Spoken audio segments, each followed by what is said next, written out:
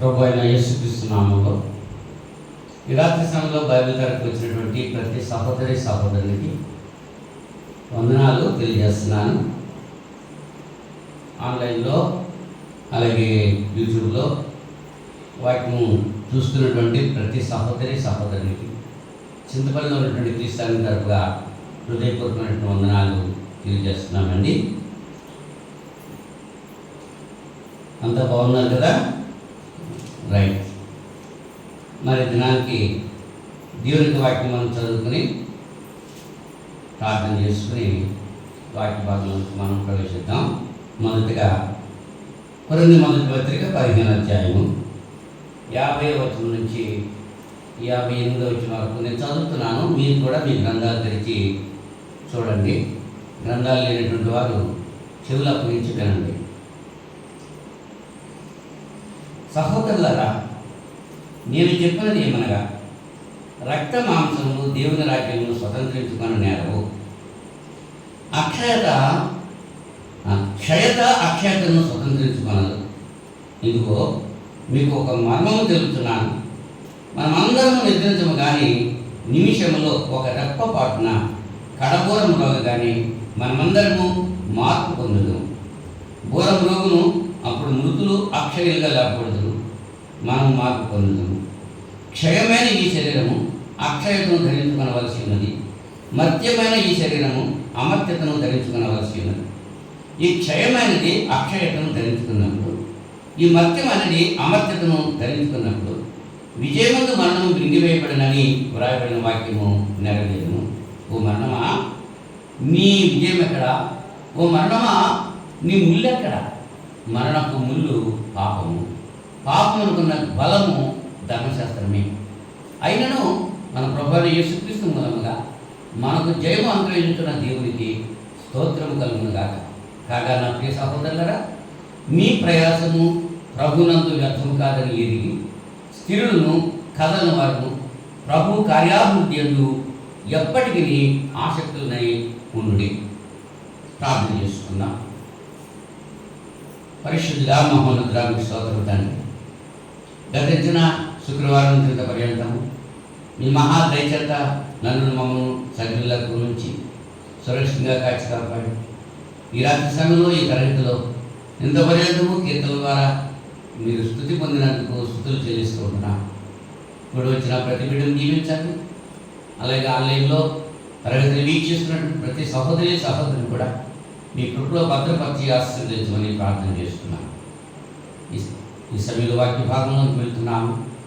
చదవబడిన లేఖన భాగము బిడ్డలకు నాయన బోధించడానికి కావలసిన సామర్థ్యము, జ్ఞానము, తెలివితేటలు నాకు దయచేయండి. అలాగే బిడ్డలు వింటున్నట్టుగా వినేచములు, గ్రహించాలను, లోబడే బుద్ధి ప్రసాదించండి. వాక్యము మాత్రం ప్రకటించడానికి నాయన అపవిత్రులు నా పిల్లలు కాల్చి పవిత్రపరచమని ప్రార్థన చేస్తున్నాను.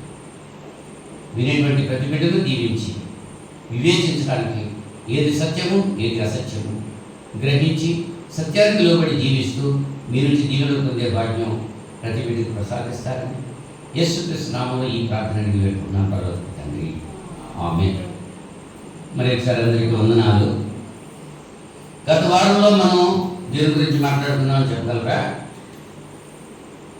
గత వారంలో దేవ స్వభావంలో పాలువారట్లాగా మానవ స్వభావం ఎటువంటిది, మానవ నిర్మించిన దేవుడు ఎట్లా నిర్మించాడు, దేవుని యొక్క స్వభావం ఏంటి, మానవుడి స్వభావానికి దేవుని యొక్క స్వభావానికి మనం మారాలంటే ఏం చేయాలి అనేటువంటి విషయాన్ని ఆలోచన చేస్తాం. అర్థమైందా? మర్చిపోతున్నారు. అంటే మానవుడు దేవుని స్వభావాన్ని ధరించుకున్న రూపాంతరం పొందాలి. అప్పుడే నిత్యజీవం పొందేటువంటి అవకాశం కలుగుతుంది. ఈ దిన పాఠ్య భాగంలో మనం ఆలోచిస్తే పౌలు గారు కొరింథీ సంఘంలో చెప్తూ రక్త మాంసములు దేవుని రాజ్యము స్వతంత్రించుకొననేరవు. అంటే శరీరము దేవుని రాజ్యంతో లోనికి వెళ్ళేటువంటి అవకాశం లేదు. మనం దేవుని రాజ్యంలో చేరాలంటే ఈ మత్యమైనటువంటి ఈ శరీరము మరణించాలి. అవునా? మత్స్యమైనది అమర్త్యమైనది అంటున్నాడు. ఈ మాటలు మనం ఆలోచిస్తే క్షయమైనది అక్షయమైనది అంటున్నాడు. అవునా? మత్స్యమైనది, అమర్త్యమైనది, క్షయమైనది, అక్షయమైనది. మనలోనే మన శరీరం 2 భాగాలుగా ఉంది. అలాగే దేవుడు చేశాడు. నాశనమైపోయేటువంటి భాగం పై శరీరం, బాహ్య శరీరం. ఈ బాహ్య శరీరం ఎదుగుతుంది. మరలా కొంత వయసు వచ్చేటప్పటికి ఏమవుతుంది, అన్ని తగ్గిపోయి, బలం ఉడిగిపోయి, వృద్ధాప్యం వచ్చేసిన తర్వాత కదలలేనటువంటి పరిస్థితిలో, మాట్లాడలేని పరిస్థితిలో, చూడలేనటువంటి పరిస్థితిలో, వినలేనటువంటి పరిస్థితిలో, అటువంటి రీతిగా ఈ శరీరం శిథిలమైపోతుంది.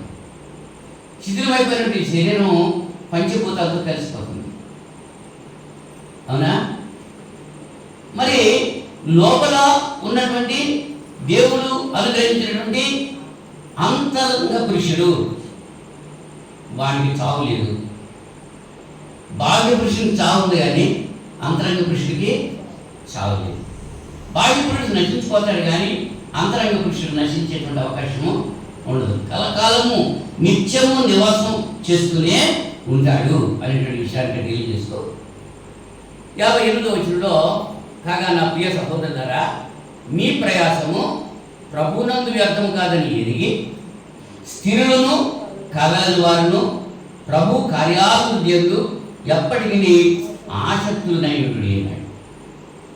కనుక ఈ యొక్క బాహ్య శరీరము క్షయమైపోతుంది. కనుక మీరేం చేయాలి? ఎప్పుడు కూడా దేవునికి స్తోత్రాలు చెల్లిస్తూ మన ప్రయాసము ప్రభునందు వ్యర్థం కాదని ఎరిగి ఉండి స్థిరులుగా ఉండాలి, కదలని వారుగా ఉండాలి, ప్రభు కార్యాభివృద్ధి ఎప్పటికీ ఆసక్తులై ఉండాలి. 3 విషయాలు ఇక్కడ తెలియజేస్తున్నాడు. ఆ 3లో ఈ దినాన్ని స్థిరులుగా ఉండాలి అనేటువంటి విషయం గురించి ఆలోచించేద్దాం. స్థిరులుగా ఉండాలి, కదలని వారుగా ఉండాలి, స్థిరమైనటువంటి మనస్సు మనం కలిగి ఉండాలి, స్థిరమైనటువంటి జీవితాలు మనం కలిగి ఉండాలి. అస్థిరులుగా మనం ఉండటానికి వీలు లేదు అనేటువంటి విషయాన్ని తెలియజేస్తూ పౌలు గారు. అయితే స్థిరము అనేటువంటి మాటకి అర్థం ఏంటంటే కదలకుండా ఉండేది. విశ్వాసంలో స్థిరులుగా ఉండాలి, అటు ఇటు తిరగకూడదు. లోకంలో నుంచి వచ్చాం, మన లోకంలో వెళ్ళిపోకూడదు. అవునా? లోకంలో ఎలా జీవించినట్టుగా మనం అలా జీవించడానికి లేదు. స్థిరం ఎల్లప్పుడూ కూడా ఉండేదాన్ని స్థిరంగా ఉండేదాన్ని అంటాం. స్థిరము ఎల్లప్పుడూ ఉంటుంది. నిన్న నేడు నిరంతరము ఏకరీతిగానే ఉండేది. ఈ స్థిరమైన వాటిని అంటే దానికి వ్యతిరేకమేంటి? అస్థిరమైనవి. స్థిరం లేనివి అయితే అస్థిరమైనవి అంటారు. అంటే తెలుగు భాషలో ఒక మాటకు ముందు ఆ అనే అక్షరం చేస్తే అది వ్యతిరేక పదం అవుతుంది. సత్యము అన్నాడు, దాని వ్యతిరేకం ఏంటి? అసత్యము. ఆ ముందు చేర్చాం. సత్యానికి ముందు ఆ చేస్తే ఏమైంది? వ్యతిరేక పదం అయిపోయింది, అసత్యం అయిపోయింది. ఇప్పుడు స్థిరము, దానికి వ్యతిరేకం ఏంటి? అస్థిరము. స్థిరమైన వాటిని అస్థిరమైన వాటిని కూడా తండ్రి అయినటువంటి దేవుడే సృజించాడు. ఎవరు చేశారండి? దేవుని ఎరిగినటువంటి వారిలో స్థిరత్వం ఉండాలి, దేవుని ఎరగినటువంటి వారిలో స్థిరత్వం ఉండదు. అస్థిరులుగా ఉంటారు దేవుని ఎరగినటువంటి వారు. మరి క్రైస్తవులను మనం స్థిరులుగా ఉండాలా, అస్థిరులుగా ఉండాలా? ఎలా ఉండాలి చెప్పాలి? స్థిరులుగా ఉండాలి. అంటే స్థిరత్వం ఏంటి, స్థిరంగా ఉన్నవేమిటి, అస్థిరంగా ఉన్నవేమిటి అని మనం తెలుసుకుంటేనే తప్ప మనం స్థిరంగా ఉన్నామో లేదో అనేటువంటి విషయాన్ని తెలుసుకోలేము. మొట్టమొదటిగా స్థిరమైనవి ఏవైతే దేవుడు చేశాడో వాటిని మనం ఆలోచించేందుకు ప్రయత్నం చేద్దాం. ఏవి స్థిరంగా ఉంటాయి? పౌలు గారు చెప్తారు, దృశ్యమైనవి అదృశ్యములు, అదృశ్యమైనవి దృశ్యమైనవి నిత్యములు, దృశ్యమైనవి అనిత్యములు, అదృశ్యమైనవి నిత్యములు అన్నాడు. అదృశ్యం అంటే మన కంటికి కనబడేవి, అవి నిత్యముగా ఉంటాయి. దృశ్యమైనవి అంటే మన కంటికి కనబడేవి, అవి స్థిరంగా ఉండవు. రెండింటికి తేడా తెలిసిందా? అయితే స్థిరత్వం కలిగి ఉన్నటువంటి ఏవైతే ఉన్నాయో వాటి గురించి మనం ఆలోచన చేయడానికి ప్రయత్నం చేద్దాం. మొట్టమొదటి స్థిరంగా ఉండేవాడు దేవుడు. ఎవరమ్మా? దేవుడు స్థిరంగా ఉన్నాడు. కనపడతాడా మనకి? కనపడని అన్ని స్థిరంగా ఉంటాయి. మరి దేవుడు కనపడతాడా? కనపడలేదు. కాబట్టి దేవుడు స్థిరంగా ఉన్నాడు, కదలని వాడిగా ఉన్నాడు దేవుడు. అవునా? స్థిరుడు, నిన్న నేడు నిరంతరము ఏకరీతిగా ఉన్నాడు. మలాకి గ్రంథం 3వ అధ్యాయము 6వ వచనంలో, మలాకి గ్రంథం 3వ అధ్యాయం 6వ వచనంలో, యెహోవానైన నేను మార్పు లేని వాడను. ఎవరు చెప్తున్నారు మాట? దేవుడే చెప్తున్నాడు. యెహోవానైనా నేను మార్పు లేని వాడు కనుక యాకోబు సంతతి వారైన మీరు లయము కాలేదు అన్నాడు. దేవుడు తనంతట తన గురించి చెప్తున్నాడు, నేను మార్పు లేని వాడను. మనము మారిపోతూ ఉంటాం. ఒక రోజు ఒకలాగా ఉంటాం, ఒక ప్రదేశంలో ఒకలాగా ఉంటాం. అవునా? మార్పు కానీ దేవుడు మాత్రం మారేటువంటి వాడు కాదు. మారని దేవుడు మారని వాడు, దేవుడు స్థిరమైనటువంటి వాడు. ఆయన కుమారుడైన క్రీస్తు మారనటువంటి వాడు, ఆయన కూడా స్థిరుడే. ఎలాగా? హెబ్రీ పత్రిక 13వ అధ్యాయం, హెబ్రీ పత్రిక 13వ అధ్యాయం 8వ వచనంలో, హెబ్రీ పత్రిక 13వ అధ్యాయం 8వ వచనంలో, యేసుక్రీస్తు నిన్న నేడు ఒక్కటే రీతిగా ఉన్నాడు. అవును, యుగయుగములకు ఒక్కటే రీతిగా ఉండదు. స్థిరంగా ఉండేవారు ఎవరు? ఒకటి దేవుడి గురించి చెప్పారు, రెండోది యేసుక్రీస్తు గురించి చెప్పారు. యేసుక్రీస్తు నిన్న నేడు నిరంతరం ఏకరీతిగా ఉన్నాడు. అప్పుడు కుమారుడే, ఇప్పుడు కుమారుడే, ఇక ముందు కూడా దేవుని కుమారుడే. దేవుని కుమారుడే యేసుక్రీస్తు. మార్పు ఏమాత్రం కూడా లేదు. మూడవదిగా చూస్తే పరిశుద్ధాత్ముడు నిత్యుడు అనేటువంటి విషయాన్ని హెబ్రీ పత్రిక 9వ అధ్యాయంలో 14వ వచనంలో మనం చూస్తున్నాము. నిత్యుడగు ఆత్మ ద్వారా తన్ను తాను దేవునికి నిర్దోషినిగా అర్పించుకున్న యేసుక్రీస్తు యొక్క రక్తము నిర్జీవ క్రియలను విడిచి జీవము గల దేవుని సేవించుటకు మీ మనస్సాక్షిని ఎంతో ఎక్కువగా శుద్ధి చేయను. ఇక్కడ ఈ వచనంలో మొట్టమొదటి భాగంగా ఉన్నాడు, నిత్యుడగు ఆత్మ ద్వారా. నిత్యుడగు ఆత్మ, పరిశుద్ధాత్ముడు నిత్యుడు. అనాదిలో ఉన్నాడు, మధ్యలో ఉన్నాడు, ఇప్పుడు ఉన్నాడు, ఇక ముందు ఉంటాడు. ఆయన లేకుండా ఉండదు, ఆయన లేకుండా ఏమీ కలదు. ఆ పరిశుద్ధాత్ముడు ఉండగానే ఈ సర్వసృష్టి కలిగింది. తండ్రి, కుమార, పరిశుద్ధాత్మ ముగ్గురు ఏకంగా ఉండి ఈ సృష్టిని సృజించారు. మనం మన కొరకు చొప్పున నరుడు చేద్దామని చెప్పి మాట దేవుడు అంటే యెహోవా పలికింది ఆదికాండంలో మనం చూడగలుగుతున్నాం. కనుక స్థిరంగా ఉండే విషయాలు ఏవైతే ఉన్నావో వాటిని మనం ఆలోచన చేస్తున్నాం. తండ్రి అయిన దేవుడు స్థిరుడు, కుమారుడైన క్రీస్తు స్థిరుడు, ఆదరణకర్త పరిశుద్ధాత్మ స్థిరుడు అనేటువంటి విషయాన్ని మనం చూసుకుంటున్నాం. మరి ఇంకా ఏమైనా స్థిరంగా ఉన్నాయి అని అంటే దేవుని యొక్క వాక్యము స్థిరమైనది. పేతురు మొదటి పత్రిక 1వ అధ్యాయము 24వ వచనంలో, సర్వ శరీరంలో గడ్డిని పోలిన వారు వారి అందమంతయు గడ్డి పువ్వులే ఉన్నది, గడ్డి ఎండును దాని పువ్వును రాలును, అయితే ప్రభువు వాక్యము ఎల్లప్పుడూ నిలుచు. దేవునికి వాక్యం ఎల్లప్పుడూ నిలిచి గతించిపోతుంది. దేవుని మాట నెరవేరుస్తుంది. మాట ఇచ్చి నెరవేర్చేవాడు దేవుడు. మరి మనమేం ఎలా ఉంటాం? ఇచ్చిన మాట తప్పేటువంటి వారుగా ఉంటాం. అంచేత యాకోబు తన పత్రికలో 3వ వచనంలో చెప్తున్నాడు, 3వ అధ్యాయంలో చెప్తున్నాడు, 2వ వచనంలో, 3వ అధ్యాయం 2వ వచనంలో, అనేక విషయంలో మనము అందరము తప్పిపోతున్నాము. ఎవడైనా మాట ఏమి తప్పనేడలా అట్టి వాడు లోపం లేనివాడే తన సర్వ శరీరము స్వాధీనమందుకున్న శక్తి గలవాడు అగును. మనమందరము మాట తప్పేటువంటి వారిని. ఏ ఒక్కడు లేదు. కానీ మాట తప్పని వాడు దేవుడు. దేవుని యొక్క వాక్యము నిత్యము నిలిచి ఉండేటువంటిది అనేటువంటిది. గడ్డి దాని పువ్వు రాలిపోతుంది, కానీ దేవుని యొక్క వాక్యము స్థిరంగా నిలిచి ఉంటుంది.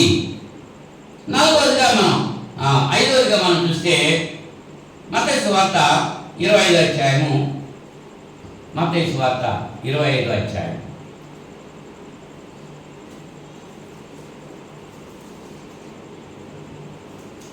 46వ వచనంలో, 25వ అధ్యాయము 46వ వచనంలో చూస్తున్నాము. వీరు నిత్య శిక్షకును నీతిమంతులు నిత్య జీవనకును పోవుదురు అన్నాడు. ఏంటండి? నిత్య శిక్షకే నిత్య జీవానికి రెండు ఉన్నాయి.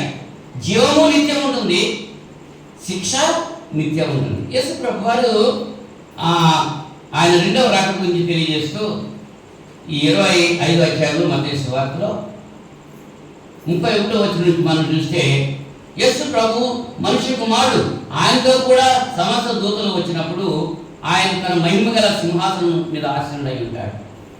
ఆ దినం గురించి తెలియజేస్తూ నీతిమంతులేమో ప్రక్కన ఉన్నారు. గొర్రెలను కుడివైపున కొన్ని గొర్రెలు, ఎడవైపున కొన్ని గొర్రెలు, గొల్లవాడు మేకల్లోంచి గొర్రెలను వేరుపరిచినట్లుగా అనేటువంటి భావం ఇక్కడ మనకు చూపిస్తున్నాడు. కుడివైపున ఉన్నటువంటి వారు నీతిమంతులు, ఎడవైపున వారు అనీతిమంతులు అనేటువంటి విషయాన్ని కుడివైపు ఉన్నవారితో చెప్తున్నాడు. నా తండ్రి చేత ఆశీర్వదించబడిన వాళ్ళారా, లోకం పుట్టింది మొదలు మీ కొరకు ఏర్పరచబడినటువంటి నిత్య జీవంలోకి వెళ్ళండి అన్నాడు. ఎడవైపున వారిని చూసే ఉన్నాడు, నా తండ్రి చేత శపించబడిన వాళ్ళారా, లోకం పుట్టింది మొదలు మీ కొరకు ఏర్పరచబడినటువంటి నిత్య శిక్షకు నిత్య నాశనానికి వెళ్ళండి అంటున్నాడు. ఆ నాశనము అన్నది, ఆ శిక్ష అన్నది అది నిత్యం ఉండేది. కొంతకాలం ఉండి మాయమైపోయేది కాదు, కొంతకాలం ఉండి అది అంతరించిపోయేదేమి కాదు. నిత్య జీవము నిత్యమైనదే, శిక్ష కూడా నిత్యమైనదే అనేటువంటి విషయాన్ని మనం చూస్తున్నాం. అంటే పరలోకము నిత్యమైనది, నరకము నిత్యమైనది. మరొక విషయాన్ని మనం ఆలోచన చేస్తే స్థిరమైనదిగా ఉన్నవి ఏంటంటే మానవుని యొక్క ఆత్మ. మన యొక్క ఆత్మ, మన శరీరం నశించిపోతుంది, ఆత్మ నిత్యము నిలుచుంటుంది. ఆత్మకి నాశనం లేదు, ఆత్మకి నాశనం లేదు, ఎప్పుడు కూడా నిలిచే ఉంటుంది, జీవించే ఉంటుంది. ఇక్కడ ఈ లోకంలో ఉన్నసేపు ఈ శరీరంలో ఉంటుంది, ఈ లోకాన్ని విడిచిపెట్టిన తర్వాత ఉంటే నరకంలో ఉంటుంది, లేకపోతే స్వర్గంలో ఉంటుంది, నిత్యం ఉంటుంది. అంతేగాని దానికి అంతమంటూ మరణం అంటూ చావంటూ ఏమీ లేదు అనేటువంటి విషయాన్ని ఇక్కడ మనం చూస్తుంటున్నాం. మార్కు సువార్త 9వ అధ్యాయంలో, మార్కు సువార్త 9వ అధ్యాయం 48వ వచనంలో, నరకమున వారి పురుగు చావదు, అగ్ని ఆరదు. పురుగు చావదంట, అగ్ని ఆరదంట. ధనవంతుడు లాజరు ఉపానంలో యేసు ప్రభు చెప్పిన మాటలో, ధనవంతుడు ఆత్మ ఎక్కడికి వెళ్ళింది? అగ్ని గంధకంలోకి వెళ్ళిపోయింది. లాజరు ఆత్మ ఎక్కడికి వెళ్ళింది? పరదేశంలో. లాజరు అబ్రహాము రొమ్మున అనుకుంటా వెళ్ళిందా? అంటే మానవుని యొక్క ఆత్మ అది ఎక్కడో చోట ఉండాలి, అంతేగాని చనిపోదు. దానికి మరణం లేదు. మరణం లేకుంది శరీరానికి మాత్రమే ఉంది. నరకంలో ఉండొచ్చు, లేకపోతే పరలోకంలో ఉండొచ్చు, ఎక్కడో చోట నిత్యం ఉండాలి. మరి నరుని యొక్క ఆత్మ, నరుని యొక్క ఆత్మ యెహోవా పెట్టినటువంటి దీపం అంటున్నాడు. దేవుడు పెట్టింది ఆరిపోదు, దేవుడు పెట్టిన దీపం ఆరిపోదు. అంచేత ఆరిపోయిన దీంట్లో మళ్ళీ వెలగాలి. మనం ఆత్మతో ఉన్నప్పుడు మనం వెలగాలి. ఈ రాత్రి సమయంలో మనము దేవుల్లో స్థిరత్వం కలిగి ఉండాలి అనేటువంటి పాఠ్య భాగం మీకు తెలియజేస్తున్నాను. మనం దేవుల్లో స్థిరంగా ఉండాలా? లోకంలో స్థిరంగా ఉండాలా? మనం స్థిరంగా ఉండాల్సింది దేవునితో స్థిరంగా ఉండాలి. నరకంలో ఉండాలా? నరకంలో కూడా స్థిరంగానే ఉంటుంది. మరి నీ ఆత్మ ఎక్కడికి వెళ్తుంది? చెందాలు ఆలోచన చేసుకో. నరకంలోకి వెళ్ళిపోతా దేవుని దగ్గరికి వెళ్తుందా? దేవుని దగ్గరే. నరకం స్వర్గం రెండు కూడా దేవుని దగ్గరే ఉంటాయి. దేవుడు తీసుకుంటాడు, దేవుడు పిలుస్తున్నాడు, దేవుడు రమ్మంటున్నాడు. నరులారా తిరిగి రండి అంటే మనం వెళ్ళాల్సిన మార్గం. మన ఆత్మ వెళ్తుంది, మనం వెళ్దాం. మనం ఎక్కడుంటాం? ఈ శరీరం ఎక్కడ పోతే మన్నైనది వెలుగుట వల్లనే మట్టికి చేరిపోతుంది. ఆత్మ దేవుడు ఇచ్చాడు కనుక ఆత్మ దేవుని దగ్గరికి వెళ్తాం. ఇప్పుడు స్థిరమైనటువంటివి ఏవైతే ఉన్నావో వాటి గురించి ఆలోచన చేసాం. 6 విషయాలు చెప్పాను. ఒకటి, దేవుడు స్థిరుడు, యేసుక్రీస్తు స్థిరుడు, పరిశుద్ధాత్ముడు స్థిరుడు, దేవుని యొక్క వాక్యము స్థిరమైనది, పరలోకము నరకము రెండు కూడా స్థిరమైనవే, మానవునికి ఆత్మ స్థిరమైనది. 6 విషయాలు మీతో ముచ్చటించడానికి సమయం దొరికింది. అయితే ఇప్పుడు అస్థిరమైనవి ఏంటి అని ఆలోచించాలి. అస్థిరమైనవి ఏమున్నాయి? స్థిరం కానివి. రాజు స్థిరం కానివి ఏమున్నాయంట? ముందే చెప్పాను, దృశ్యమైనవి అనిత్యములు, అదృశ్యమైనవి నిత్యములు. అంటే మన కంటికి కనబడేవి ఉండవు, నిత్యము ఉండవు. మన కంటికి కనబడవి నిత్యము ఉంటాయి. ఇప్పుడు కంటికి కనపడనివి గురించి మనం ఆలోచన చేసినాం.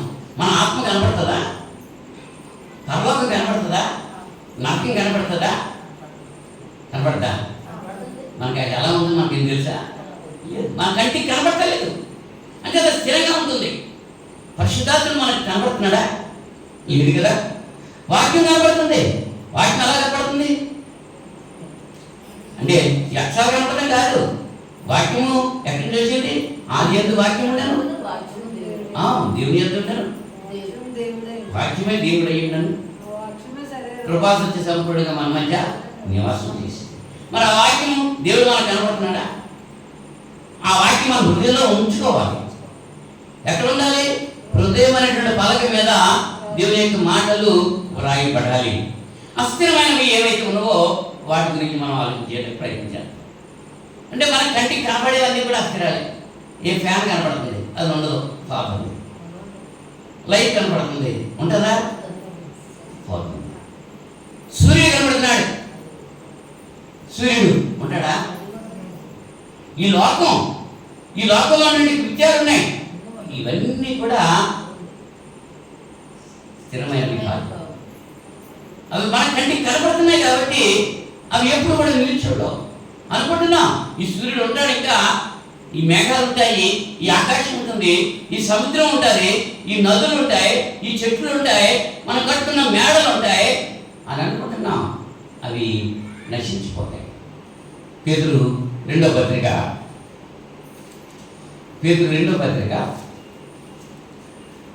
3వ అధ్యాయం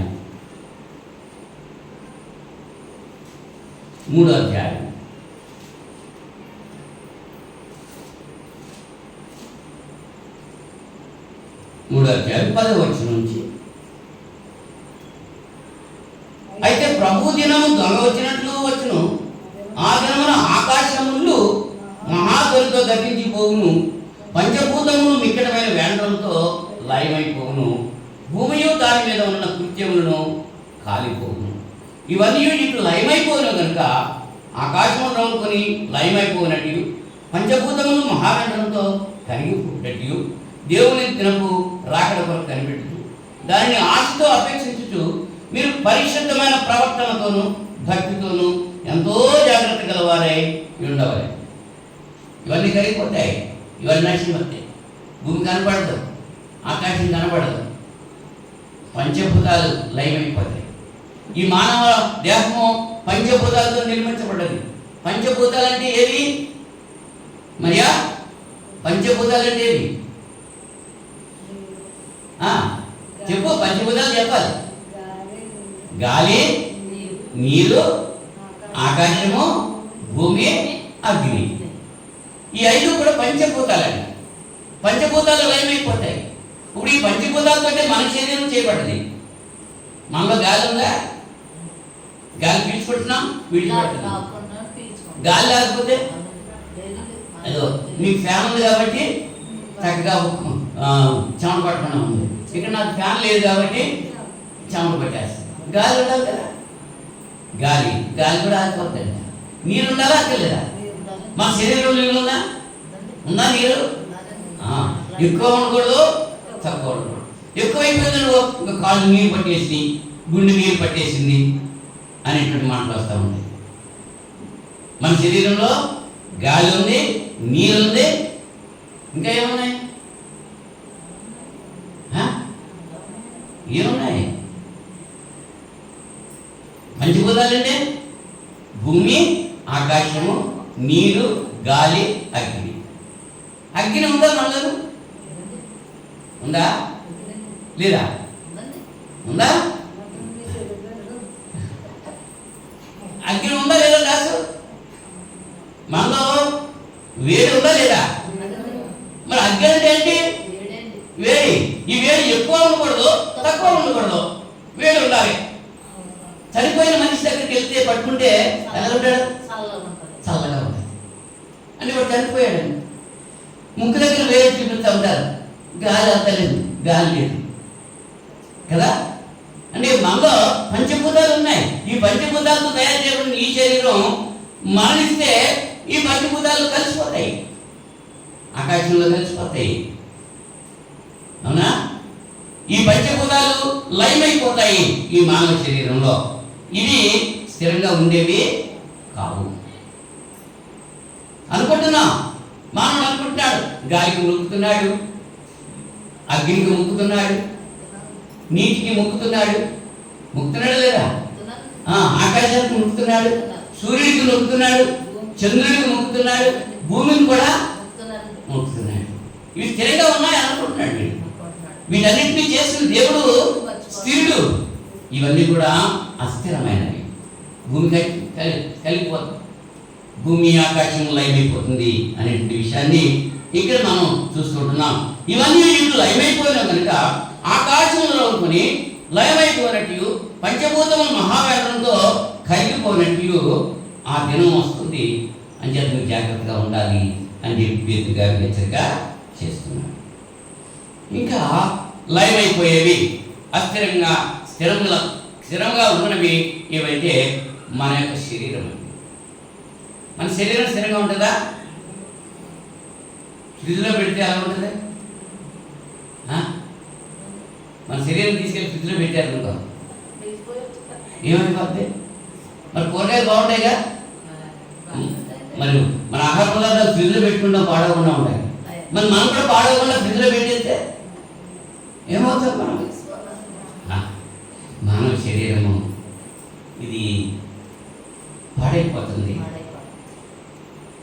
చనిపోయిన తర్వాత వెంటనే పాడైపోతుంది, పురుగులు పట్టేస్తుంది, వాసన వచ్చేస్తుంది. అవునా? పేతురు మొదటి పత్రికలో మొదటి అధ్యాయము 23-24 వచనాల్లో 22 చదువుతున్నాను.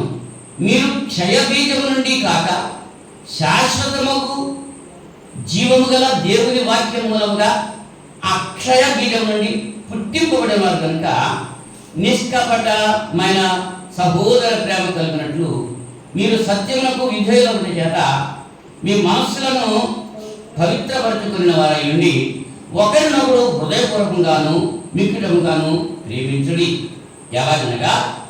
ఎలయనగా సర్వశరీరంలో గడ్డిని పూలిన వారు వారి అందముండయు గడ్డి పువ్వు వలె ఉన్నది. గడ్డి ఎండును, దాని పువ్వులు రాలును, అయితే ప్రభు వాక్యం ఎల్లప్పుడూ నిలుచు. గడ్డి ఎండిపోతే పువ్వు రాలిపోతుంది. సర్వశరీరంలో గడ్డిని పూలినవాడు ఏ ఒక్క శరీరం కూడా స్థిరంగా ఉండేటువంటి అవకాశం లేదు అసలు. మా చిన్నప్పుడు నాటకాలు వేసేవాడు. మాయల పకీరు నాటకం, బాలనాగమ్మ నాటకం. అందులో మాయల పకీరు ఉంటాడు. ఆ మాయల పకీరు ఆ సంగును పిలుస్తూ ఉంటాడు, కాపాడి అని పిలుస్తూ ఉంటాడు. గండ పేరున్న పక్షులు చంపేసంట, దాని రక్తంతో 1000 సార్లు స్నానం చేశాడంట. ఆ ప్రాణం తీసుకెళ్ళి ఒక మర్చెట్లో పెట్టాడంట. ఎవడైనా సరే అది నాటకమే, కానీ మరి ఆ స్థిరంగా ఉండేటువంటి వ్యక్తి ఎవరున్నారా? స్థిరమని నమ్మకు ధర ఎవరికి, పరలోకమే. ఈ లోకం నాది నాది నాది అని ప్రాకులాడుతూ ఉంటా ఉన్నంత వరకు, కానీ ఇది నీది నీది అనుకున్నది నీది కాదు. ఎవరిది అనుకుంటున్నాం? ఇది నాది ఇది నాది ఇది నాది అనుకుంటున్నాం. మాకు ఏది లేదు ఇక్కడ. ఉందా దాసుగా? ప్రాకులాడుతున్నామంతే, ఇదే నాది ఇది నాది ఇది నాది అని ప్రాకులాడుతున్నాం. కానీ నాదన్నది ఇది ఇక్కడ లేదు. మనం ఒంటరిగానే వచ్చాము, ఒంటరిగానే వెళ్తాము.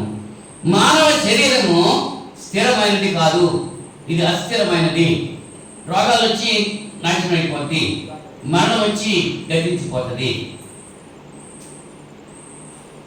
గోళ్ళు అంటే మానవుడు చనిపోయిన తర్వాత కూడా పెరుగుతూ ఉంటాయంట.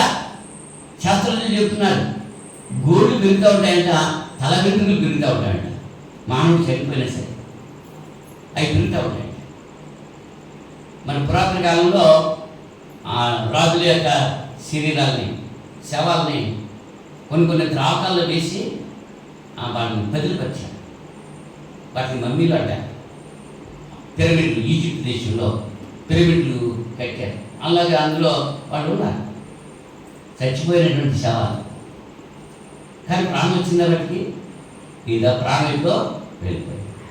అంటే లోకంలో ఉన్నటువంటి కృత్యాలు ఇవన్నీ కూడా కాలిపోతాయి. మన యొక్క శరీరము నశించిపోతుంది, కృషించిపోతుంది. మూడవగా చూస్తే మనం సంపాదించేటువంటి ధనం ఉంటుందా? ధనాన్ని మనం సంపాదించామా, మనల్ని ధనం సంపాదించిందా? ఆలోచన చెప్పాలి.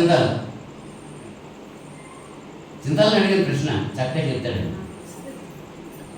డబ్బుని మనం తయారు చేసామా, మనల్ని డబ్బు తయారు చేసిందా? అది మానవుడే ధనం అన్నది గుర్తించాలి. ఈ ధనం లేనప్పుడు ఏమున్నది? వస్తు మార్పిడి విధానం ఉండేది. చరిత్రలో మనం ఆలోచన చేస్తే, నీకు దొంగ పడిని ఆయనకేమో ధాన్యం పడింది, ఆ ధాన్యం తీసుకొచ్చి ఈ దొంగలు తీసుకునేవాడు. వస్తు మార్పిడి విధానం ఉంటుంది. అలాగే వాడపాటు ముసళ్ళు వచ్చేవారు కదా, ఏమి డబ్బులుగా ఆ బియ్యం మనం ఇస్తే ఆ దుంపలో ఆ మామిడికాయలో వాళ్ళు ఇచ్చారు. అంటే ఇది వస్తువే అది వస్తువే, వస్తువు ఇచ్చి వస్తువు తీసుకుంటాం ఉండేది మొట్టమొదటిగా.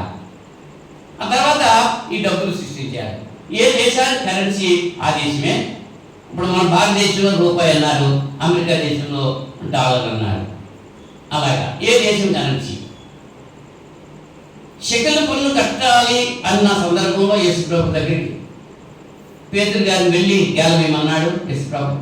మొట్టమొదట ఒక చేప వస్తుంది, ఆ చేప నోట్లో షెకెల్ ఉంటుంది. ఆ షెకెల్ తీసుకుని నీకు ఒక అరషెకెల్ నాకు ఒక అరషెకెల్ పన్ను కట్టేయమన్నాడు యేసుప్రభు. శాస్త్రుల పరిచయాలు యేసుప్రభుని విసిగించాలని, ఏదో రీతిగా ఆయన్ని తప్పుపట్టుకోవాలని, కైసరుకు పన్ను ఇవ్వడం న్యాయమా అన్యాయమా అని అడిగారు. వాళ్ళు వేధిస్తున్నారన్న సంగతి తెలిసి పన్ను కట్టేటువంటి రోగి ఏదో ఒకటి నాకు చూపించండి అన్నారు యేసుప్రభు గారు. చూపిస్తే దీని మీద పైన ఉన్నటువంటి రాత ఎవరిది అడిగారు. అవి కైసరివి అన్నారు. ఇప్పుడు మన 100 రూపాయల మీద, కాయిన్స్ మీద, నోట్ల మీద ప్రభుత్వం యొక్క ముద్ర ఉంటుంది.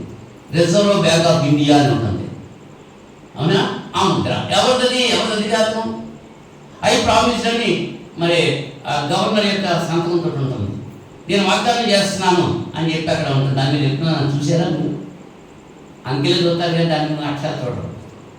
100, 200, 500 అయ్యే చూస్తారు కానీ దాని మీద ఉన్న రాత చూడరు. దాని మీద అయ్యి ప్రామిస్ అని ఒక ప్రమాణం ఉందన్నమాట. ఎవరు చేస్తున్నారు? ఆర్థిక మంత్రి ప్రమాణం చేస్తున్నాడు. అది ఆ పై రాత ఎవరిది? ప్రభుత్వానికి. ప్రభుత్వాన్ని కట్టండి, దేవునికి కట్టండి అన్నాడు. ఈ ధనం అంతా అశాశ్వతమైనది, శాశ్వతమైనది మానవుడు చేశాడు ఈ ధనం. అంచేత తిమోతి మొదటి పత్రిక 6వ అధ్యాయము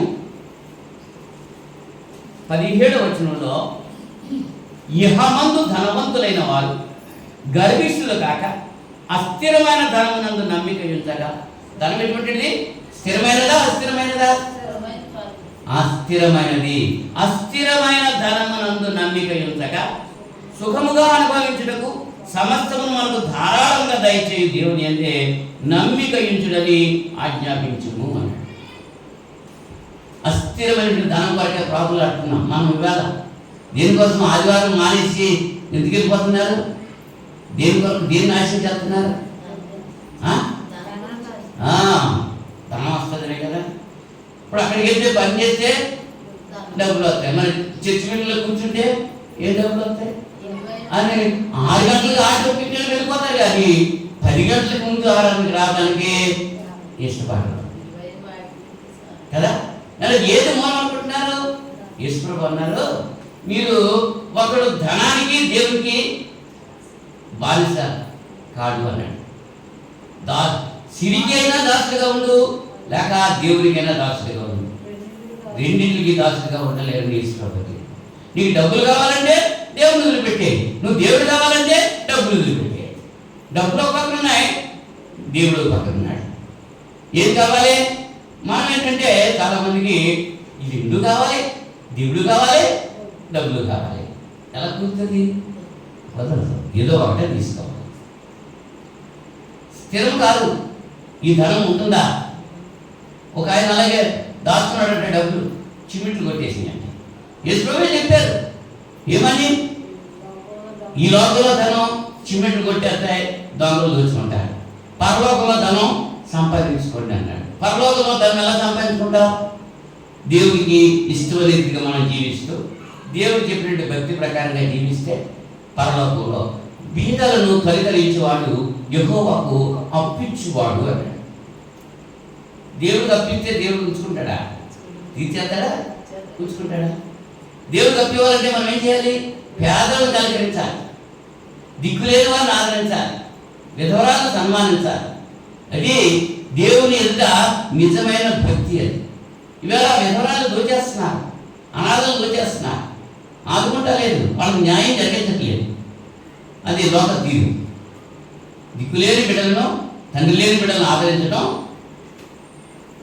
విధవరాలని సన్మానించడం, ఇహలోక మాలిన్యము అంటకుండా చూసుకుంటాం అని యాకోబు పత్రిక 1:27 తెలియజేస్తున్నాడు. దేవుని ఎదుట నిజమైన వ్యక్తిని ఆ రీతిగా మనం పరలోకంలో ధనము సమకూర్చుకోగలం.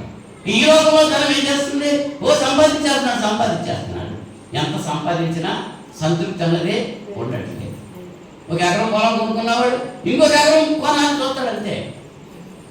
అవునా? ఆ ఎకరం అమ్మేద్దని చూస్తాడా? లేదు.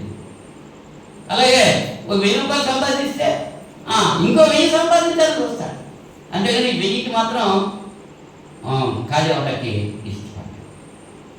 ఏంటంటే ధనంతో ఉంది, ధనం యుధం జగత్తు అన్నాడు, ధనంతో ఉంది అనుకుంటున్నాడు. అది ధనంతో ఏదైనా కొనొచ్చామో. ఆ కరోనాలో ఎంత ధనం ఉంది, లండన్ వీధుల్లో కట్టలు పడేశారు, వీడియోలో చూసాం. లండన్ వీధుల్లో పెద్ద పెద్ద మేడల్లో నుంచి కట్టలో కరెన్సీ బయటికి రోడ్డు మీద ఎత్తేసేసారు. అవి ఏమైనా వాళ్ళకి ఆకలి తీర్చినాయా, వాళ్ళ రోగం పోగొట్టినాయా? లేదు. కానీ అంచేత అంటున్నాడు పౌలు గారు తిమోతితో మాట్లాడుతూ, ఇహమందు ధనవంతులైన వారు గర్విష్ఠులు కాక అస్థిరమైన ధనమునందు నమ్మిక ఉంచక సుఖముగా అనుభవించుటకు సమస్తమును మనకు ధారాళంగా దయచేసి దేవుని యందే నమ్మిక ఉంచాలి. ధనం మీద నమ్మిక ఉంచావా, దేవుని మీద నమ్మిక ఉంచావా? దేవుడు స్థిరుడు, ధర్మం అస్థిరమైనది అనేటువంటి విషయం మనం గమనించాలి. 4వది చూస్తే ఇంకా ఈ లోకంలో అస్థిరమైనటువంటి ఏవైతే ఉన్నావో వాటిని గురించి మనం ఆలోచన చేస్తున్నాం. మన యొక్క ఆలోచనలు అస్థిరమైనవి. మానవునికి ఆలోచన, హృదయం, కోరికల నిలయం. ఎన్నో ఆలోచనలు వచ్చేస్తూ ఉంటాయి, ఎన్నో తలంపులు వచ్చేస్తూ ఉంటాయి. అవి స్థిరంగా నిలుస్తాయా అమ్మా? సామెతల గ్రంథం 19వ అధ్యాయము, సామెతలు 19వ అధ్యాయం. మహాజ్ఞాని సొలొమోను తెలియజేసేటువంటి మాటలు ఇక్కడ మనం ఆలోచన చేస్తే, సామెతలు 19వ అధ్యాయం 21వ వచనంలో, నరుని హృదయంలో ఆలోచనలు అనేకములుగా పుట్టును, యెహోవా యొక్క తీర్మానమే స్థిరం.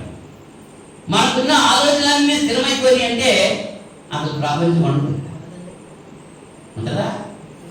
మనకు ఒక ఆలోచన వచ్చిందనుకో, ఆ ఆలోచన స్థిరంగా ఉంటే ఉండదు. వచ్చేస్తూ ఉంటాయి ఆలోచనలు, ఎన్నో ఆలోచనలు వచ్చేస్తూ ఉంటాయి. హెలికాప్టర్ ఎక్కేయాలను అనిపిస్తూ ఉంటుంది. అవునుగా, దాస్కి విమానం ఎక్కేయాలని ఉంది. విమానం ఎక్కేసి ఎక్కడికి వెళ్ళిపోవాలి? బయట వెళ్ళిపోవాలి కదా. కూతురు చూసి వచ్చేయాలి వెళ్ళి, ఆలోచన ఉంది. నేను అవసరం అయితే ఎక్కవా, కూతురు తీసుకెళ్తాను రమ్మంటే ఎక్కవా, ఆలోచన వస్తుంది. కానీ స్థిరమాలి, స్థిరంగా దేవుని యొక్క ఆలోచనలే స్థిరమైనది. అదే చెప్తున్నాడు ఇక్కడ. దేవుని యొక్క నరుని హృదయంలో ఏముంటాయి? ఆలోచనలు అనేకలు వస్తున్నాయి, కానీ యెహోవా యొక్క తీర్మానమే స్థిరమైనది అనేటువంటి విషయం. 78వ కీర్తన 36వ వచనంలో, 78వ కీర్తన 36వ వచనంలో 35 చదువుతున్నాను. దేవుడు తమకు ఆశ్రయదుర్గమని, మహోన్నతులైన దేవుడు తమకు విమోచకుడని వారు జ్ఞాపకం చేసుకున్నది. అయినను వారి హృదయము ఆయన యెడల స్థిరముగా ఉండలేదు. ఎవరండి? ఇశ్రాయేలీయులు స్థిరంగా ఉన్నారు. వారి హృదయము ఆయన యెడల స్థిరముగా లేదు. స్థిరంగా ఉందా? ఎర్ర సముద్రం దాటించేడా దేవుడు? లేదా? అప్పుడు ఏమనుకున్నారు? తాత్కాలికంగా దేవుడు గొప్పడు తప్పించేశాడు అనుకున్నాడు. మళ్ళీ సీనారేణుకి వెళ్ళేప్పటికీ ఆకలి అయిపోతుంది, భోజనం కావాలి. మళ్ళీ గొడవ పెట్టారు, మన్నాన్ని కురిపించాడు. ఆ తర్వాత ఇంకా విస్తారం మాంసం కావాలన్నాడు. మాంసం కావాలంటే కూరేళ్ళు వచ్చేసి అక్కడ చంపు తినండి అని చెప్పి కూర్చున్నాయి, తినేశారు. ఇంకా వాళ్ళ మాంసం ఇంకా వాళ్ళ గొంతులో ఉండగానే ఏమైపోయింది? అదే చెప్తున్నాడు. పగటి వేళ మేకల నుండి రాత్రి అంతా అగ్ని పెట్టడం నుండి ఆయన వారికి త్రావు చూపించాడు, బండలు చీల్చి నీళ్ళిచ్చాడు. అయినా సరే ఆయన మీద వీళ్ళకేం లేదండి. అయినను వారి హృదయము ఆయన స్థిరముగా ఉండలేదు. స్థిరంగా ఉందా? మన హృదయం ఎలా ఉంది? మనకెన్ని మేలు చేశాడు? ఎటువంటి స్థితి నుంచి ఎటువంటి స్థితిలోకి తీసుకుని వచ్చాడు? స్థిరంగా ఉందా ఆయన పట్ల? ఆయన పట్ల స్థిరంగా ఉంటే ఆయన పని మనం చేస్తూ ఉంటాం, ఆయన బాటలో మనం నడుస్తూ ఉంటాం. ఆయన పని, ఆయన సంఘము, ఆయన కొరకు మనం జీవిస్తూ ఉంటాం. కానీ ఎన్ని సాధనలు వచ్చినా, ఎన్ని విపత్తులు వచ్చినా, అయినని ఇక్కడ అంటున్నాడు. దేవుడు తనకు ఆశ్రయ దొరకమని, మహోన్నతుడైన దేవుడు తనకు విమోచకుడని వారిని జ్ఞాపకం చేసుకున్నది. అయినను వారి హృదయము ఆయనలో స్థిరముగా. 32వ వచనంలో, ఇంత జరిగినను వారు ఇంకనూ పాపం చేయొచ్చు, ఆయన ఆశ్చర్యకారం బట్టి ఆయన నమ్ముకొనకపోయింది. ఎంత జరిగిందంట? దేవుడి కోపం వారి మీద వచ్చింది. బలిసిన వారంతా కూడా సమర్థించబడ్డాడు. ఇశ్రాయేలులో యవనస్తులు కూలిపోయారు. ఈ అధ్యాయంలో మనం చూస్తే 26 నుంచి కూడా ఈ అధ్యాయం అంతా కూడా అదే. ఇశ్రాయేలుకి ఏదైతే మేలు చేసాడో దేవుడు, ఆ మేలు మర్చిపోయేటువంటి పరిస్థితి గురించి తెలియజేస్తున్నారు.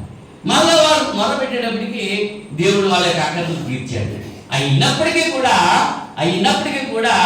వారు ఇంత జరిగినా వారు ఇంకా పాపం చేయొచ్చు, ఆయన ఆశ్చర్యకార్యాలు బట్టి ఆయన నమ్మకోకుండా పోయారు.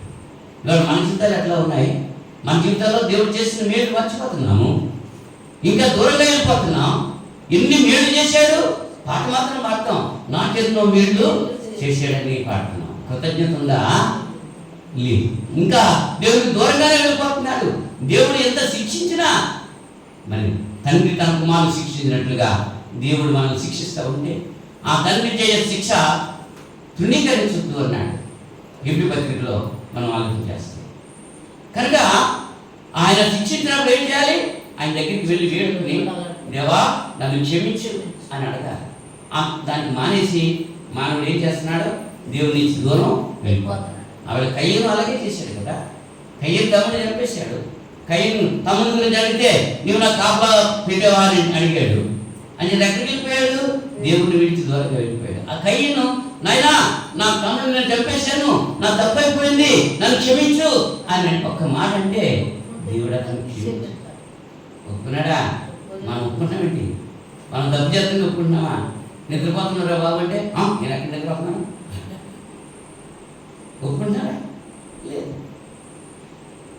అపరాధములు ఒప్పుకునేవాడు, అతిక్రమం దాచిపెట్టేవాడు వద్దలేడు, కానీ వాటిని ఒప్పుకొని విడిచిపెట్టేవాడు కనికరించబడతాడు. ఇంకా అస్థిరమైనది ఏంటంటే మన యొక్క అందం. పెళ్లి చేయాలంటే ఏం చేస్తారు? దేని చూస్తారమ్మా? ముందే పిల్లాడు అందంగా ఉన్నాడా? మరి బంగారం చూసుకుంటే దాచి వెళ్ళినప్పుడు మరి ఎలా చూసుకున్నాడో ఏమో అని నాకు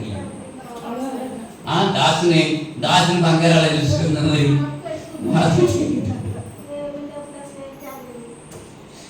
అవునా? ఆ పిల్లడే నచ్చాడు నాకు అంటే, లేకపోతే ఆ పిల్లడు నచ్చలేదంటే ఓ మనవరాలు అన్నట నచ్చలేదు నాకు అన్నాడు. ఆ నాయనమ్మ అందట ఆడేంటి అంత అందంగా ఉంటానంటే ఆడ అందంగా ఉంటే నువ్వు చేసుకో అన్న. ఈవిడికి నచ్చలేదు కదా.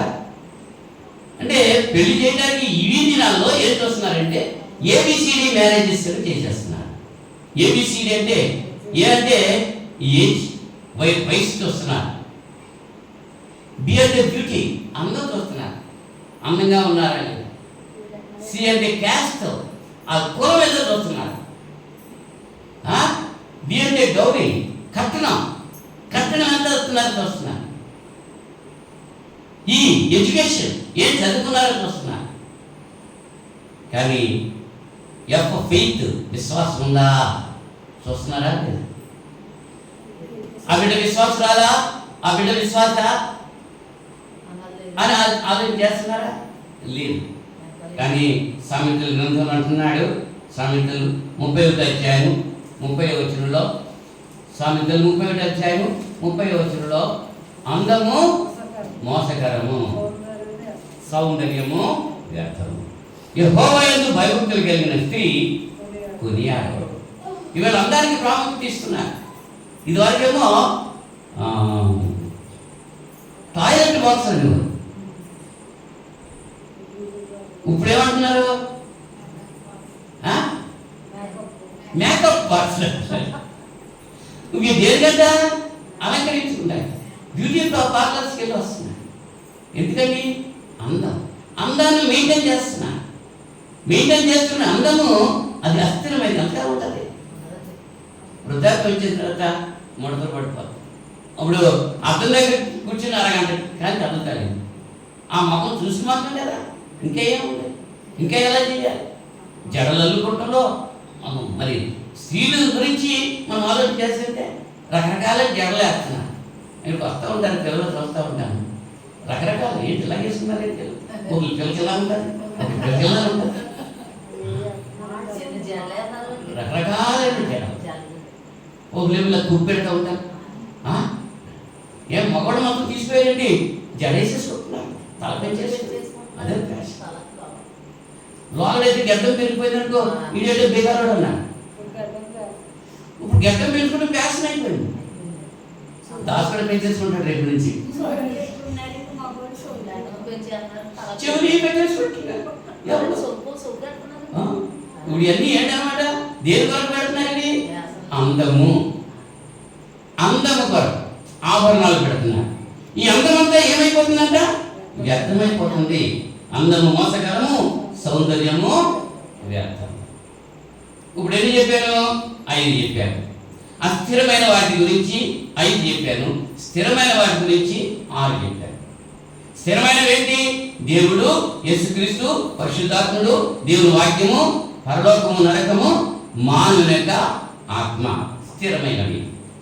అస్థిరమైనవి ఈ లోకము, లోకంలో ఉన్నటువంటి కృత్యాలు, సూర్యచంద్ర నక్షత్రాలు, భూమి, ఆకాశం, మానవుని యొక్క శరీరం, మూడోది ధనము, నాలుగోది మానవుని యొక్క ఆలోచనలు, ఐదోది మానవుని యొక్క అందము. ఇవి అస్థిరమైనవి. ఇప్పుడు మనం దేవుల్లో స్థిరత్వం కలిగి ఉండాలి. దేవుల్లో స్థిరత్వం కలిగి ఉండాలి. ఈ స్థిరమైన వాటిలో ఉండాలా, అస్థిరమైన వాటిలో ఉండాలా? ఏ విషయాల్లో మనం స్థిరంగా ఉండాలి అని అంటే ప్రభువులో స్థిరంగా ఉండాలి, దేవుల్లో స్థిరంగా ఉండాలి. చనిపోయిన తర్వాత అక్కడ ఒక పలకం పెడతారు, పలానా వారు ప్రభువునందు నిద్రించారు అని రాస్తా ఉంటారు.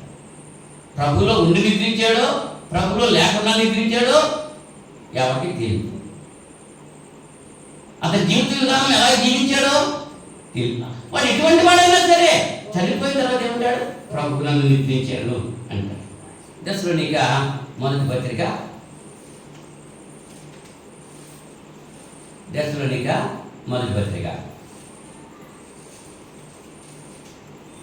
3వ అధ్యాయము 8వ వచనంలో, మొదటి పత్రిక 3వ అధ్యాయము 8వ వచనంలో, మేము ప్రభువునందు స్థిరముగా నిలిచితరా మేము బ్రతికినట్టే. ఎందులో స్థిరంగా ఉండాలి? మనం ప్రభువునందు స్థిరంగా ఉండాలి. ప్రభువునందు స్థిరంగా ఉండాలి. లోకంలో స్థిరం కాదు. మనం అనుకుంటున్నాము ఈ లోకమే స్థిరమని అనుకుంటున్నాం, కానీ స్థిరంగా ఉండేది ఈ లోకము కాదు, ప్రభువే స్థిరమైనది. మీరు 3వ అధ్యాయం 8వ వచనంలో మనం ఏమంటున్నాం చూస్తున్నాం. ఎలాగనగా మీరు ప్రభువునందు స్థిరముగా నిలిచితరా మేమును బ్రతికినట్టే అంటున్నాం. ప్రభువునందు స్థిరంగా ఉండాలి. పౌలు గారు దశలోని సంఘంతో తెలియజేస్తూ, మీకు బోధించిన బోధ ప్రకారంగా మీరు ప్రభువులో స్థిరంగా ఉంటే మేము బ్రతికినట్టే. మేము చెప్పినటువంటి బోధను బట్టి మీరు స్థిరంగా ఉంటే మాకు సంతోషం. ఇప్పుడు తండ్రికి సంతోషం ఎప్పుడు కలుగుతుంది? కుమారుడు పుట్టినప్పుడే కలగదు. ఆ కుమారుడు పెరిగి పెద్దవాడయ్యి మనుషులందరి చేత మంచివాడు అని అనిపించుకుంటే అప్పుడు ఆ పుత్రోత్సాహం తండ్రికి కలుగుతుంది. అవునా? పుత్రోత్సాహం తండ్రికి. పుత్రుడు జన్మించినప్పుడు పుట్టదు, జనుడు ఆ పుత్రుని కలుగుని పొగడంగా నాడు పొందుతాడు అన్నాడు. ఇంచేత మన గురించి మన తండ్రి దేవుడు ఎప్పుడు సంతోషిస్తాడు? ఆయన నామం మహిమపరచబడ్డాడు. మన జీవిత విధానాలు బట్టి దేవుడి నామం మహిమపరచబడినప్పుడు ఆయన సంతోషిస్తాడు. ఆయన ఎంతసేపు మనం మన సంతోషం మనమే చూసుకుంటున్నాం, కానీ దేవుని సంతోషం మనం చూడలేదు. మన పిల్లలు కూడా వాళ్ళ సంతోషం వాళ్ళు చూసుకుంటున్నారు, కానీ తల్లిదండ్రులకు సంతోషం చూడలేదు. ఏ తల్లి తండ్రి అయినా బిడ్డలు వారికంటే బాగుండాలనే ఆలోచన కలిగి ఉంటారు. వాళ్ళ ఆలోచనలు వేరు, వాళ్ళ విధానాలు వేరు కాకుంటున్నాయి. ఇప్పుడు ఈ దినాల్లో తల్లిదండ్రులను సంతోషపెట్టేటువంటి బిడ్డలు తగ్గిపోయారు. తల్లిదండ్రులు ఏమైతే మాకు తెలియలే, మా సంతోషం మాత్రం మేము చూసుకోవాలనుకుంటున్నాం. మేము సంతోషంగా ఉండాలి, మేము ఆనందంగా ఉండాలి అనుకుంటున్నాం. అలాగే దేవుడు ఏమైతే ఏంటంటే మా ఇష్టానుసారంగా మేము ఉండాల్సిన రీతిగా జీవించాలి అనేటువంటి ఆలోచన కలిగి చాలామంది జీవిస్తున్నారు. ఏ విషయాలు మనం స్థిరంగా ఉండాలంటే ప్రభులో మనం స్థిరంగా ఉండాలి. గలతీ పత్రిక 5వ అధ్యాయము, గలతీ పత్రిక 5వ అధ్యాయము మొదటి వచనంలో, ఈ స్వాతంత్ర్యం అనుగ్రహించి క్రీస్తు మనల్ని స్వతంత్రంగా చేసినాడు కాబట్టి మీరు స్థిరముగా నిలిచి మరలా దాస్యమాను కాడి కింద చిక్కుకొనకుడి. లోకంలో ఉన్నట్టు మనల్ని, పాపంలో ఉన్నట్టు మనల్ని ఆయన రక్తం చేత కడిగి పవిత్రపరిచి సంఘంలో చేరిస్తే మనం ఎలా ఉండాలి? సంఘంలో స్థిరుడుగా ఉండాలి, కథలను వారుగా ఉండాలి, ప్రభు యొక్క కార్యాభివృద్ధి చెందు ఆ ఎల్లప్పుడూ కూడా ఆసక్తి కలిగి ఉండాలి. కానీ ఏం చేస్తున్నారు చాలామంది? దేవుని విడిచి లోకంలో స్వాతంత్రం ఇచ్చాడు కదా, నా ఇష్టం అనుకుంటున్నాడు అన్నమాట. మీరు స్థిరంగా నిలిచి మరలా దాస్యము అనే కాడి కింద చిక్కుకోవద్దు. ఆ దాస్యం అనే కాడి కింద వెళ్ళిపోతే మళ్ళా తిరిగి బయటికి వచ్చేటువంటి అవకాశం ఉంది. ఒక్కసారి వెలిగింపబడి పరలోకపు స్వాస్థ్యాన్ని అనుభవించినటువంటి వ్యక్తి లోకంలో కలిసిపోతే, పాపంలో దిగిపోతే వాడిని మళ్ళా గుణపరచడం అసాధ్యం అని చెప్పి ఫిలిప్పీ పత్రికలో మనం చూస్తాం. కనుక వాడంతగా వాడు తిరిగి రావాలి తప్ప వాడు కావాలనే పడిపోయాడు. ఇప్పుడు నిజంగా నిద్రపోయిన వాడిని లెక్కొడితే లెక్కుతాడు. నాటకం ఆడతాను, నిద్రపోయినట్టు నాటకం ఆడుతున్నావు వాడిని అంతసేపు లేకపోతే లెక్కుతాడు.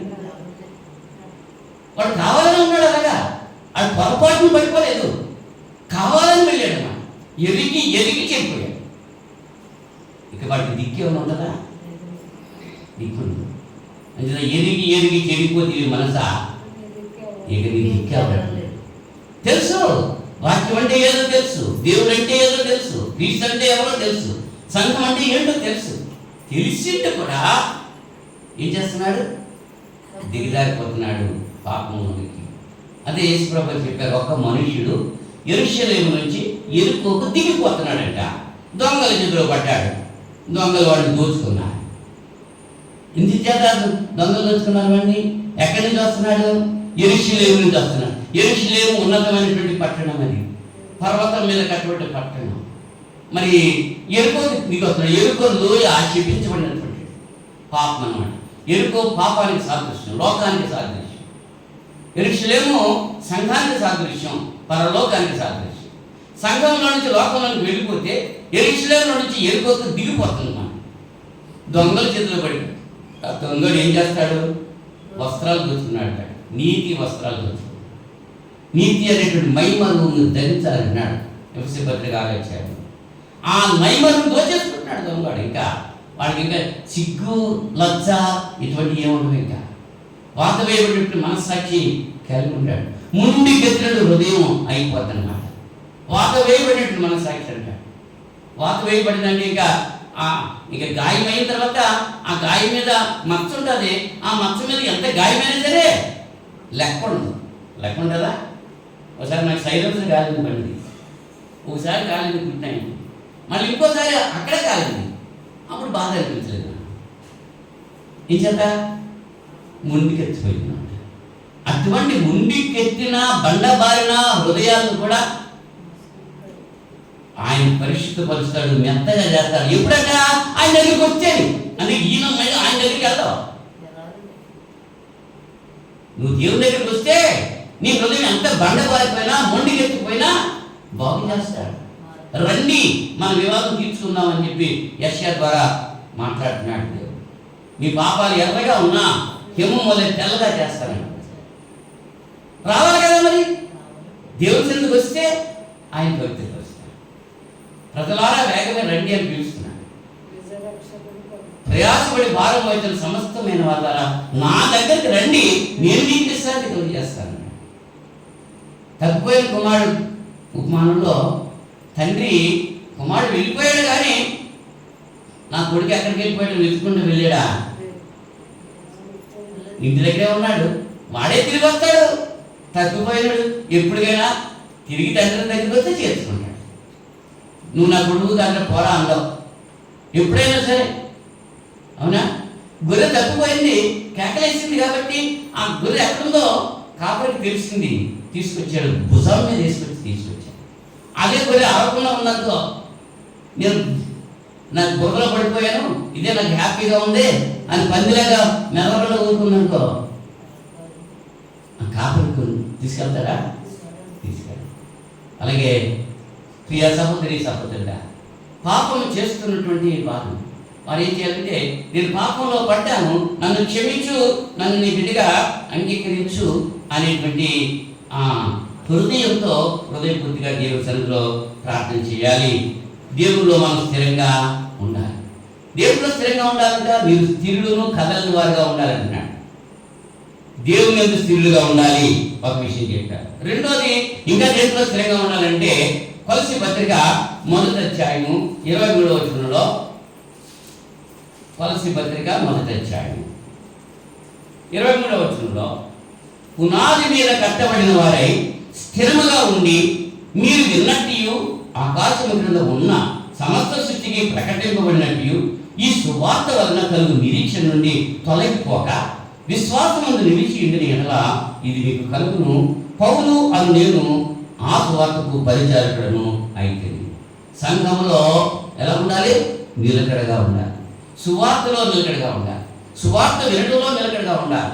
కట్టుకథలు పిట్టుకథలు వినడానికి ఇష్టపడకూడదు. సువార్తే మనల్ని ఏం చేస్తుంది? పునాది మీద కట్టబడిన వారుగా ఉండి స్థిరముగా ఉండాలి. పునాది మీద కట్టినే స్థిరంగా ఉంటుంది ఏ కట్టడమైనా. పునాది లేకపోతే ఆ కట్టడం నిలిచి ఉంటుందా? మన పునాది ఏంటి సంఘానికి? క్రీస్తు పునాది. క్రీస్తు మీద కట్టబడితేనే స్థిరంగా నిలిచి ఉంటావు. కానీ ఇంకా వేరే దాని మీద నీ పునాది వేస్తే అది నిలిచి ఉండేది అది కాదు. నువ్వు నిలిచి ఉండాలి. ఎక్కడ? సంఘంలో నిలిచి ఉండాలి. ఇంకా దేవునిలో నిలిచి ఉండాలంటే దేవుని యొక్క పని విషయంలో నిలిచి ఉండాలి. ఆరాధన విషయంలో నిలిచి ఉండాలి. దేవుని యొక్క కార్యాల విషయంలో నిలిచి ఉండాలి. ప్రార్థన చేయటంలో నిలిచి ఉండాలి. వాక్యం చదువులో నిలిచి ఉండాలి. నిలకడలేని జీవితం మీలో ఉంచుకొని ఎదుటి వారిని తీర్పు తీర్చే పని నీ జీవితం నిలకడగా ఉండాలి. వాక్యము ప్రార్థనతో నువ్వు జీవిస్తున్నావా? నిన్ను చూసుకుంటూ మానేస్తున్నావు, ఇతరులు చూస్తూ ఉంటున్నావు. ఇతరులు చూడటం నీకేం పని? అది నీకేమైనా మేలు కలుగుతుందా? నీవు చూసుకో. నీ సంగతి ఏంటో నువ్వు చూసుకో. నీ ఆహారం ఏంటో నువ్వు సంపాదించుకో. నీ జీవితం ఏంటో నువ్వు జీవించు. ఆవిడని వెళ్ళి చూస్తూ ఉంటే ఎలా కుదురుతుంది? కాబట్టి వెళ్తావు. చాలామంది ఉంటారు, వాళ్ళు తిరుమల అంతా చూస్తూ ఉంటే కడుపు నిండిపోతా. ఏం చేయాలి? మనకు కావాల్సిన ఆర్డించుకోవాలి. మనం తినాలి. అదే వాళ్ళు తింటున్నారు, వీళ్ళు తింటున్నారు అని చూస్తూ ఉంటే మన జీవిత విధానం అలాగే ఉన్నాయి. ఇప్పుడు నీ కుటుంబం గురించి ఆలోచన చేసుకున్నట్లేదు. ఆ కుటుంబం ఎలాగుంది, ఈ కుటుంబం ఎలాగుంది, ఆ కుటుంబం ఎలాగుంది, ఈ కుటుంబం ఎలాగుంది అని చూస్తున్నావు. నీ కుటుంబం కానీ నువ్వు చూసుకుంటున్నావా? తీర్పు తీర్చడం మన విధి కాదు. పగ తీర్చుకుంటాం మన పని కాదు. సహోదరులారా, ఒకటి తప్పిదంలో పడుంటే ఆత్మ సంబంధం మీరు అటువంటి తప్పిదంలో పడిపోకుండా మీ మట్టికి మీరు జాగ్రత్తగా ఉండండి అని చెప్పి గలతీ పత్రిక 6వ అధ్యాయము 1వ వచనంలో మనం చూస్తున్నాం. సహోదరులారా, ఒకటి ఏ తప్పిదములోనైనా చిక్కుకునేలా ఆత్మ సంబంధాన్ని మీలో ప్రతివాడు తాను శోధింపబడినేమో అని తన విషయమై చూసుకొనుచు సాత్వికమైన మనసు అటు వారిని మంచి వారి దారికే తీసుకుని వాడు అలాగా ఉన్నాడు. అలాగే మనం ఉండకూడదు. శిలువ మీద దొంగ అదే చెప్పాడు. ఒక దొంగ అడిగాడు, నువ్వు నిజంగా దేవుని కుమారుడు అయితే నువ్వు రక్షించుకో, మామూలు రక్షించు అన్నాడు. ఇంకో దొంగ అన్నాడు, అన్నవాడిని గద్దించాడు. రే, మనము ఈ శిక్ష సరిపోయిన వాడు, మనం చేసినటువంటి పనులు బట్టి ఈ శిక్ష వచ్చింది. ఈయనేం చేశాడు? ఈయనకి శిక్ష ఏమిటి? మనం చేసాం కాబట్టి ఆ శిక్ష అనిపిస్తున్నాం. ఈయన చెయ్యండి ఎలా కనిపిస్తున్నాడు అని ఆ దొంగని గద్దించి యేసు ప్రభుతో అంటున్నాడు, యేసు ప్రభువా, నువ్వు నీ రాజ్యం వచ్చేటప్పుడు నన్ను జ్ఞాపకం చేసుకున్నాను. పశ్చాత్తాపడతాడు అన్నా. అప్పుడు యేసు ప్రభు అన్నాడు, నీవు నేడు నాతో పరదేశంలో, నేనే పరదేశంలో ఉన్నాను. నాకు ఒప్పుకున్నాడు. పాపం లేనివాడు ఎవరు లేడు. అందరూ పాపం చేసి దేవుడు గురించి మహిమ పొందలేకపోతున్నాడు. కానీ ఆయన కుమారుడు యందు విశ్వాసం ఉంచితే, ఎవరు యేసునందు విశ్వాసం ఉంచిన వాడు రక్షించబడతాడు. రక్షించబడాలంటే ఏం చేయాలి? యేసు ప్రభు అని నీ నోటితో ఒప్పుకొని, దేవుడు మృతులో నుంచి ఆయన లేపడని నీ హృదయంలో విశ్వసిస్తే నువ్వు రక్షించబడతావు. ఇవాళ వాదాలు వచ్చేస్తున్నాయి, డిబేట్లు వచ్చేస్తున్నాయి. సంఘాలు యేసు ప్రభు దేవుడా, దేవుడు ఒక్క తండ్రి దేవుడా, యేసు ప్రభు దేవుడు కాడా, ఇటువంటి వాదాలు వచ్చేస్తున్నాయి. ఆ వాదాల వల్ల ఏమన్నా మనసులు మారుతున్నాయా? రక్షణలోకి వస్తున్నారా? మనసు మారి మరి పశ్చాత్తాపడుతున్నారా? ఆ వాదాల వల్ల ఉన్నాయా? అంటే పౌలు గారు తిమోతితో అంటున్నాడు, విపరీతమైన వాదాలకు వెళ్ళొద్దు అన్నాడు. అవి ఏం చేస్తున్నాయంటే కలహాన్ని నేర్పుతున్నాయి తప్ప రక్షణను మాత్రం నడిపించదు. ఎవరితో వాదాలు వెళ్ళొద్దు. ఏది సత్యమని నువ్వు అనుకుంటున్నావో, పరిశుద్ధ గ్రంథం ఏదైతే చెప్తుందో దాన్ని బట్టి అనుసరించు, మనుషుల పద్ధతులు విడిచిపెట్టు అని చెప్పి చేస్తున్నాను. ఆఖరిగా కొలసీ పత్రిక 4వ అధ్యాయము, కొలసీ పత్రిక 4వ అధ్యాయం 12వ వచనంలో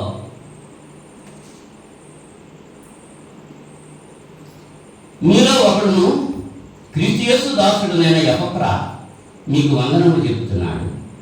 మీరు సంపూర్ణులను, ప్రతి విషయంలో దేవుని చిత్తము గురించి సంపూర్ణ ఆత్మనిశ్చత గలవారినై నిలకడగా ఉండవాలని ఇతడు ఎల్లప్పుడూ మీ కొరకు తన ప్రార్థనలో పోరాడుతున్నాడు. ఎవరు? ఎపఫ్రా గారు. ఎవరి గురించి? కొలస్సీలో ఉన్న సంఘం గురించి ప్రార్థనలో పోరాడుతున్నాడంట. ఇంచేత వాడు సంపూర్ణమైనటువంటి నిశ్చయం గలవారుగా ఉండాలి. దేని గురించి? ప్రతి విషయంలోనూ దేవుని చిత్తము గురించి సంపూర్ణ ఆత్మ నిశ్చయత కలిగిందా ఉండాలని వారి గురించి ప్రార్థన చేస్తున్నాడు. మనం కూడా ఏం చేయాలి? దేవుని చిత్తాన్ని గురించి సంపూర్ణ ఆత్మ నిశ్చయత కలిగిన వారంగా మనం ఉండి ఒకరి గురించి ఒకరు మనము ప్రార్థన చేసుకోవాల్సిన వారంగా ఉన్నాం. ప్రభు అక్కడ సమీపంగా ఉంది. ఆయన చెప్పిన గుర్తులన్నీ కూడా నెరవేరుతున్నాయి.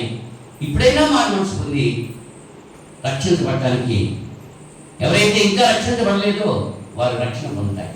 రక్షించబడిన వారు నిరీక్షణ కలిగి ఉంటాయి. మళ్ళీ లోపల కలిసిపోకుండా ప్రత్యేకంగా ఉండి కొన్ని శ్రమలు, ఎరుపులు, ఇబ్బందులు వచ్చినా వాటిని తట్టుకుంటానికి శక్తి దేవుని నుంచి పొంది మరణాలకు నమ్మకంగా ఉండి ఆయన ఇచ్చేటువంటి నిత్యజీవం పొందాలని చెప్పి నన్ను నేను హెచ్చరిక చేసుకుంటూ మిమ్మల్ని కూడా హెచ్చరిస్తున్నాను. దేవుడి కొద్ది మాటలు దీవించుగాక ప్రార్థన చేసుకున్నాను. మహోన్నతుడా, పరిశుద్ధుడా, మీ ఘనమైన నామానికి స్తుతులు స్తోత్రాలు సమర్పణ చేస్తున్నాను తండ్రి. ఈ రాత్రి సమయంలో ఎత్తబడిన వాక్యం వీళ్ళ హృదయాల్లో పదిలపరచడానికి, 30 రోజులుగా ఫలించడానికి సహాయం చేయమని ప్రార్థన చేస్తున్నాను. నిన్న ప్రతి బిడ్డను దీవించండి. విని విడిచిపెట్టడం కాదు, వాటి ప్రకారంగా జీవిస్తూ మీరు ఇచ్చేటువంటి నిత్యజీవం పొందడానికి కావాలన్న అర్హత సంపాదించడానికి సహాయం చేయమని ప్రార్థన చేస్తున్నాను. నాయన, ఈ రాత్రి సమయంలో మరణం పడకలకు మేము వెళుతున్నాం. ఆలస్యం మా శరీరాలకు కావాల్సిన విషయాన్ని దయచేయండి. గత వారం మమ్మల్ని పోషించి సంరక్షించి ఆ విధానం కంటే అధికమైనటువంటి మేళలతో రానైనటువంటి వారు కూడా కాచి కాపాడి మీ చిత్తమైతే మీ కుమారుని క్రీస్తు రాకడ ఆలస్యం. మరొక శుక్రవారం మేమంతా కలిసి మీ లేఖనాలు ధ్యానించి మీ శరీరంలో ప్రార్థించే కృప చూపుతారు. ఈ ప్రార్థన మా రక్షకుడు మీ ప్రియ కుమారుని యేసుక్రీస్తు నామములో వేడుకుంటున్నాను. తండ్రి, ఆమేన్. అందరికీ వందనాలు.